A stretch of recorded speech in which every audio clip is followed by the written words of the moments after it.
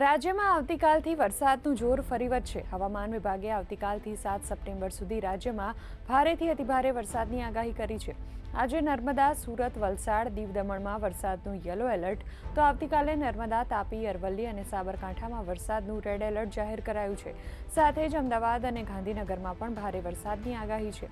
હવામાન વિભાગે સૌરાષ્ટ્ર અને દક્ષિણ ગુજરાતના દરિયાકાંઠાના વિસ્તારોમાં ભારે પવન સાથે વરસાદની આગાહીને પગલે માછીમારોને દરિયો ન ખેડવાની સૂચના આપી છે. બીજી તરફ ઉપરવાસમાં ભારે વરસાદને પગલે નર્મદા ડેમની સપાટી 135.38 મીટરે પહોંચી છે. દેશભરમાં વરસાદના કારણે તારાજીના દ્રશ્યો સર્જાયા છે. દિલ્હી, એનસીઆર, ગુરુગ્રામ અને નોઈડામાં સતત વરસાદથી જનજીવન અસ્તવ્યસ્ત થયું છે. તો બીજી તરફ જમ્મુ કાશ્મીર, પંજાબ અને હિમાચલ પ્રદેશમાં વરસાદનું રેડ એલર્ટ આપવામાં આવ્યું છે.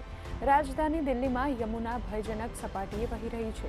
ઉત્તરાખંડ અને પશ્ચિમી ઉત્તર પ્રદેશમાં પણ ઓરેન્જ એલર્ટ આપવામાં આવ્યું છે. હવામાન વિભાગની આગાહી અનુસાર ઉત્તર અને પહાડી વિસ્તારોમાં આગામી કેટલાક દિવસ સુધી આ જ સ્થિતિ બની રહેશે. આજે नोएडा અને गाजियाबादમાં शालाओं बंद રાખવાનો નિર્ણય લેવામાં આવ્યો છે. आने वाले 7 दिनों के लिए जो गुजराती स्टेट के लिए फोरकास्ट है उसमें हम डे 1 की बात करेंगे। तो आज के लिए जहां पर हैवी रेनफॉल की वार्निंग और साथ में येलो अलर्ट जारी है वो डिस्ट्रिक्ट है नवसारी, वलसाड़, दमन दादरा नगर हवेली, सूरत, साबरकांठा, अरावली, महिसागर, दाहोद, नर्मदा और छोटा उदयपुर डिस्ट्रिक्ट शामिल है और पंचमहल डिस्ट्रिक्ट शामिल है जहां पर हैवी रेनफॉल की वार्निंग है।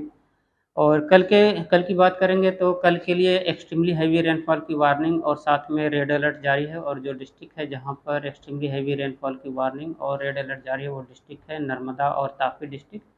और इसके अलावा साउथ गुजरात के district heavy to very heavy rainfall की वार्निंग में कवर है।